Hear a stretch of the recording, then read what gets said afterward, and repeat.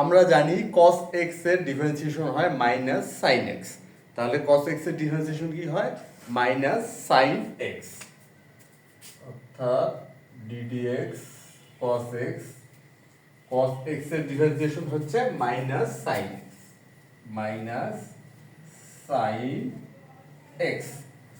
এখন কথা হচ্ছে সাইন এক্স এর ডিফারেন্সিয়েশন কি? সাইন এক্স এর ডিফারেন্সিয়েশন হচ্ছে প্লাস cos x অর্থাৎ cos x। তাহলে সাইন এক্স এর ডিফারেন্সিয়েশন হচ্ছে cos x।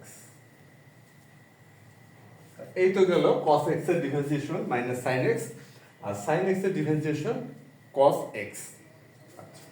এখন কথা হচ্ছে যে x to the power n, x to the power n এর ইন্টিগ্রেশন কি হয়?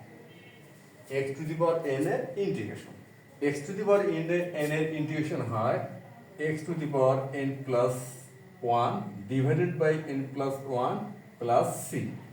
এটা হচ্ছে x to the power n এর ইন্টিগ্রেশন।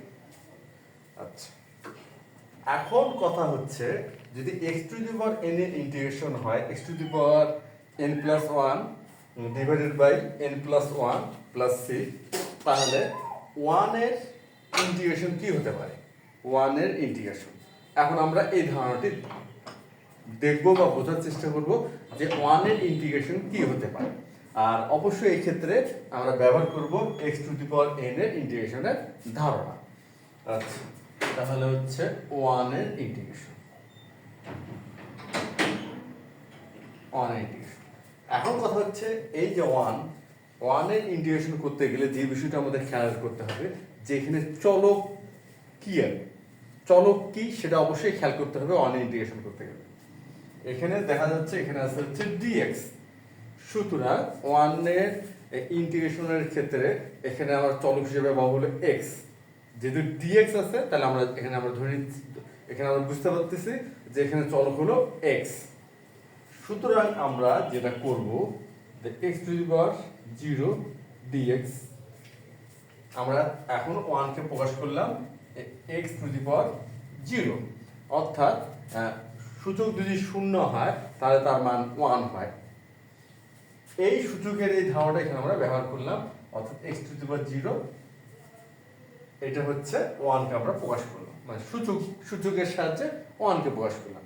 এখন আমরা কি করব x to the power n এর ধারণাটা এখানে প্রয়োগ করব। সেটা কি? যেটা হচ্ছে x to the power 0 plus 1 divided by 0 plus 1 plus c, অর্থাৎ x প্লাস c। এখন কথা হচ্ছে এখানে যদি dx এর স্থলে অন্য কোনো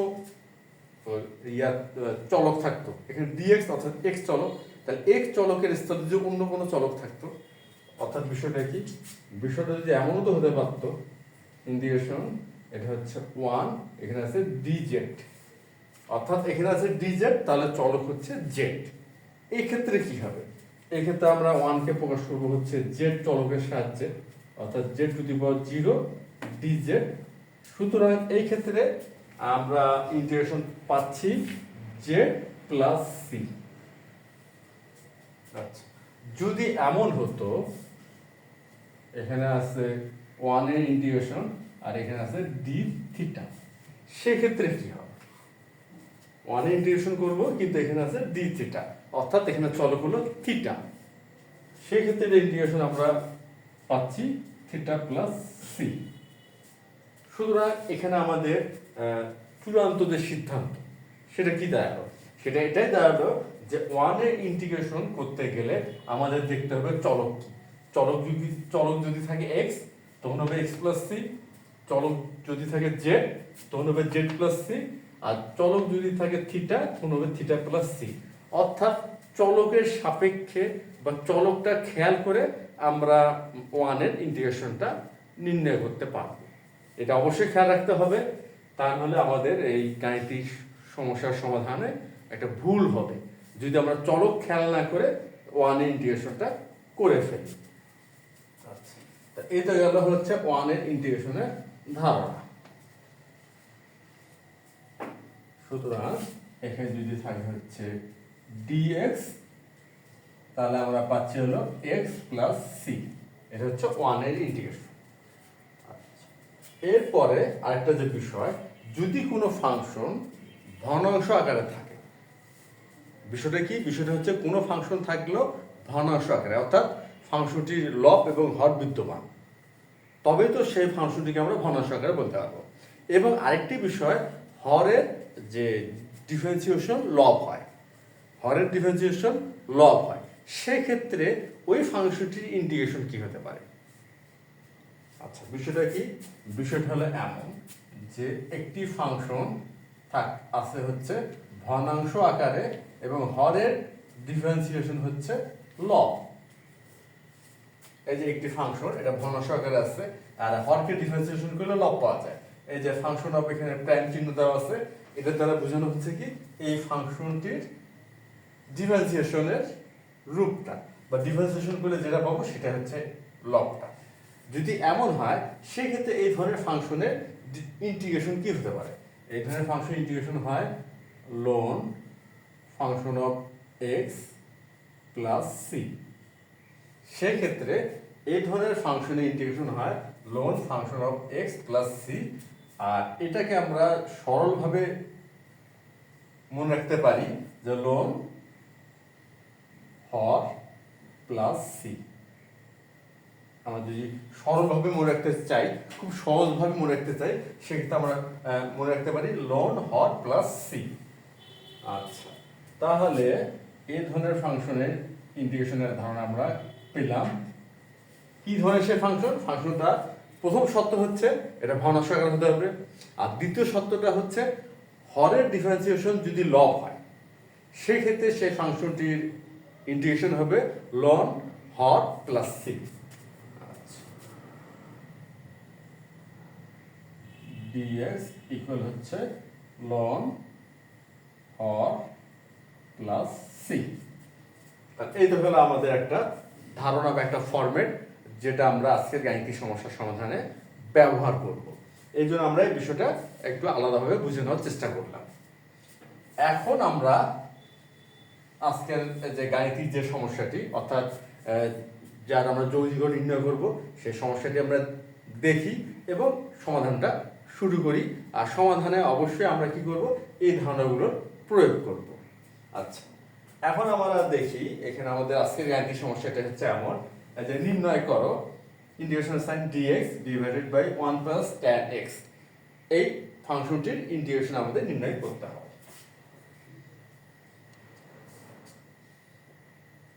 সমাধান। আচ্ছা, এখানে আমাদের প্রশ্নটা আগে লিখে নেই। ইন্টিগ্রেশন সাইন দিলাম dx divided by 1 plus tan x। আচ্ছা, এখন কথা হলো এখানে যে কাজটি করব, এই যে tan x, আমরা জানি tan x সমান সমান হয় কি sin x divided by cos x। এখন তাহলে আমরা এটা লিখে ফেলি dx 1 plus sin x divided by cos x। এখন আমরা কি কাজ করব? এখন এই যে 1 plus sin x divided by cos x, অর্থাৎ এখানে ভগ্নাংশ একটা ফরম্যাট পেয়ে গেলাম। এখন আমরা ভগ্নাংশে যোগ করব। আর ভগ্নাংশে যোগ করার জন্য কি করতে হবে? ভগ্নাংশে যোগ করার জন্য হরের করতে হয় লসাগু। এখানে 1, তাহলে 1 বাই 1, আর এখানে cos x, তাহলে লসাগু আমাদের আমরা পাবো হচ্ছে cos x dx। আমরা লসাগু পাচ্ছি কি cos x। আচ্ছা, তাহলে এখানে যদি 1 আছে, তাহলে এখানে আমরা পাবো হচ্ছে cos x, আর এখানে তো cos x, এখানে হরও যা লসাগু তাই, তাহলে এখানে আমরা পাচ্ছি sin x। এখন আমরা যে কাজটি করব, লব এবং হরকে cos x দিয়ে গুণ করব। কি করব? লব এবং হরকে cos x দিয়ে গুণ করব। এখন লব এবং হরকে যদি আমরা cos x দিয়ে গুণ করি, তাহলে আমরা কি পাবো?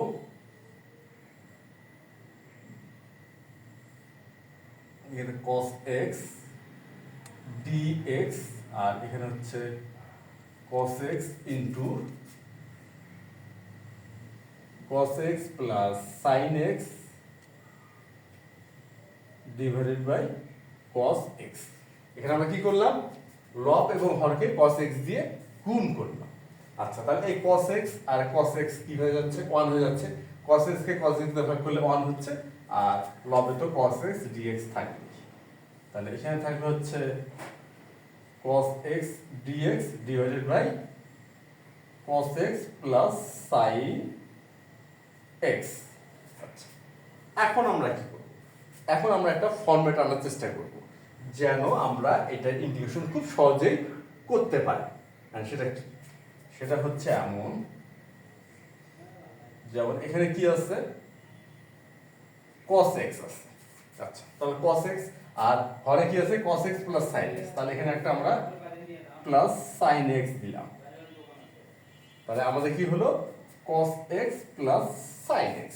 আচ্ছা, sin x টা কিন্তু অতিরিক্ত হয়ে গেছে, আমরা এখানে তাহলে কি করি, মাইনাস sin x দিলাম। তাহলে বিষয়টা কি দাঁড়ালো, plus sin x minus sin x, শূন্য হয়ে গেল। আচ্ছা, এখানে আমরা আরেকটি প্লাস cos x দিলাম। তাহলে ব্যাপারটা কি দাঁড়ালো, এই যে sin x তো 0 হয়ে গেল, আর cos x হলো 2 cos x।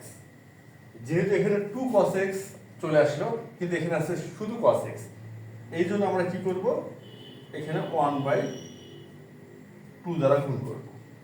সুতরাং কি হবে, এখানকার 2 cos x আর এখানে 1/2, তাহলে শুধু হবে cos x।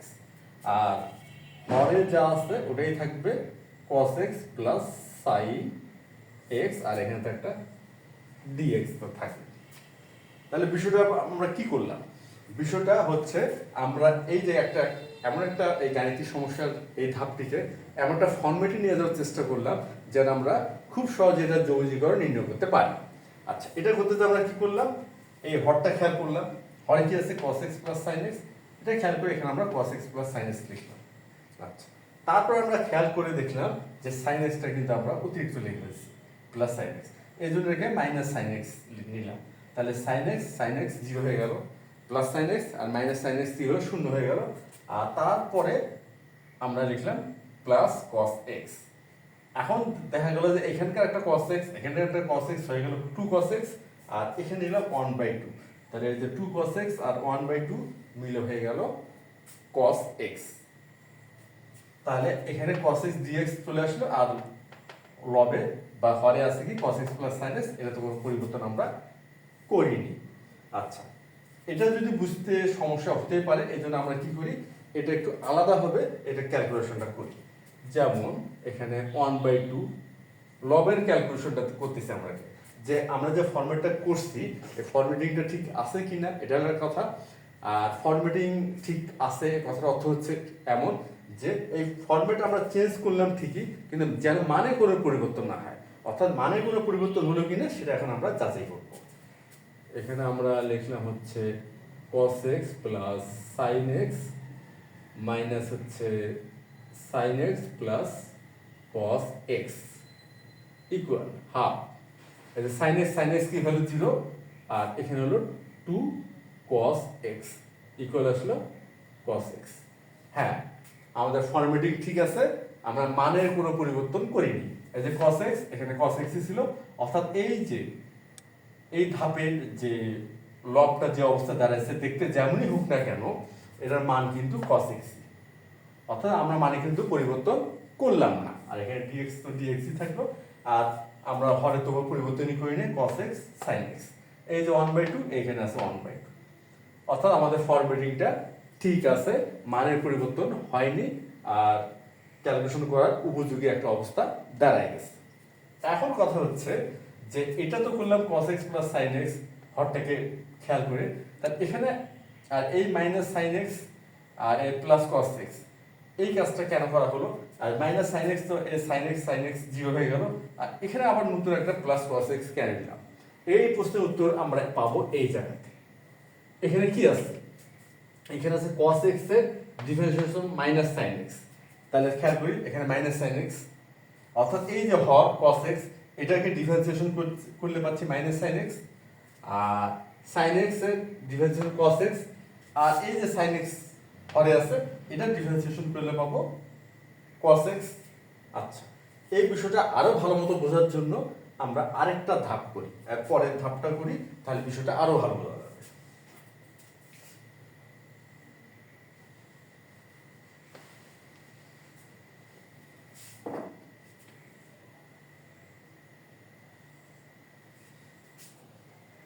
1/2 ইন্টিগ্রেশনের সাইন ফার্স্ট ব্র্যাকেট দিলাম। এখন আমরা কি করব, এখন আমরা হরটাকে ঠিক রাখবো, লবটাকে আলাদা করে ফেলবো। সেটা কি হবে দেখি, অর্থাৎ cos x plus sin x divided by cos x plus হচ্ছে sin x। তারপরে আমরা কি করব, এই যে cos x টা আগে নেই, মাইনাস sin x টা পরে নেই, তো সুতরাং এখানে প্লাস দিয়ে লিখলাম আমরা cos x minus sin x divided by হচ্ছে cos x plus sin x, first bracket close করলাম dx। তাহলে বিষয়টা কি দাঁড়ালো, আমরা যদি এখন ভগ্নাংশের যোগের ধারণাটা ব্যবহার করি তাহলে আমরা ভালো মতোই জানি যে এই অবস্থাটি আমরা ফেরত পাবো। আর এটা কেন করলাম, এটা আমরা করলাম ইন্টিগ্রেশন করার সুবিধার্থে, অর্থাৎ যোগযোগ নির্ণয় সুবিধার্থে আমরা এই কাজটি করলাম। হর ঠিক রাখছি, কিন্তু হর ঠিক রেখে লবটাকে আলাদা করে দিচ্ছি। আর আমরা যদি ভগ্নাংশের যোগ এখানে ধারণা ব্যবহার করি তাহলে এই অবস্থাটি আমরা ফেরত পাবো, অর্থাৎ আমরা কিন্তু এখানে মানে কোনো পরিবর্তন করলাম না। এখন আমরা দেখি এই যে cos x plus sin x divided by cos x plus sin x, এখানে আমরা কি পাচ্ছি, এখানে ভাগ করলে পাচ্ছি 1। তাহলে এখানে আমরা হাফ ইন্টিগ্রেশন sin, এখানে আমরা পেলাম হচ্ছে 1।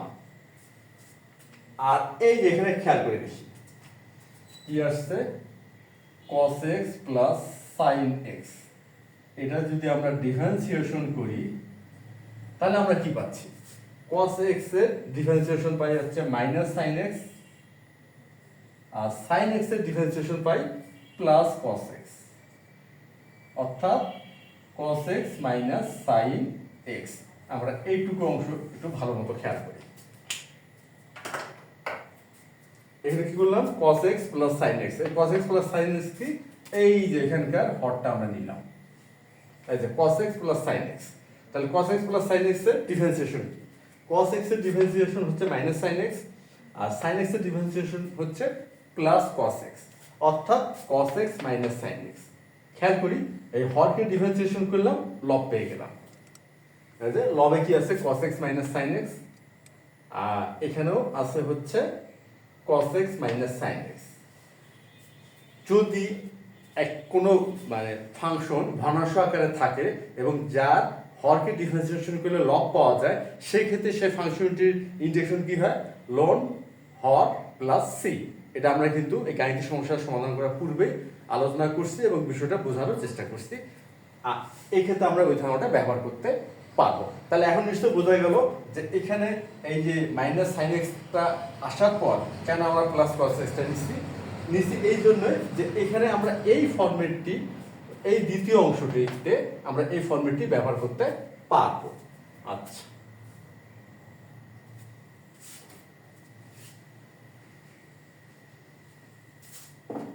এখন এটা 1 আসলো আর এটা যা আছে তাই লিখি, আর আমরা ইন্টিগ্রেশনটা করব পরের ধাপে। এই ধাপে আমরা কি করলাম, বিষয়টা বোঝার চেষ্টা করলাম। এখন আমরা সেই ধারণাটা এখানে ব্যবহার করব পরবর্তী ধাপে। Equal half. এখন 1 ইন্টিগ্রেশন কি হবে খেয়াল করি, এখানে আছে হলো dx, এখানে কি আছে dx আছে। আমরা জানি 1 এর ইন্টিগ্রেশন করার পূর্বে খেয়াল করতে হয় চলক হিসেবে কি আছে। চলক আছে এখানে dx, যেহেতু এখানে আছে তাহলে চলক আছে x, dx থাকলে চলক ধরে নিতে হবে x আছে। তা সুতরাং 1 এর ইন্টিগ্রেশন কি হবে, x হবে। আচ্ছা, এখন এখানে একটা বিষয় যে হর এই ফাংশনটি আছে হচ্ছে, বা ফাংশনের এই অবস্থাটি কি আছে, ভগ্নাংশ আকারে আছে। প্রথম শর্ত পূরণ হলো। আর দ্বিতীয় শর্ত কি,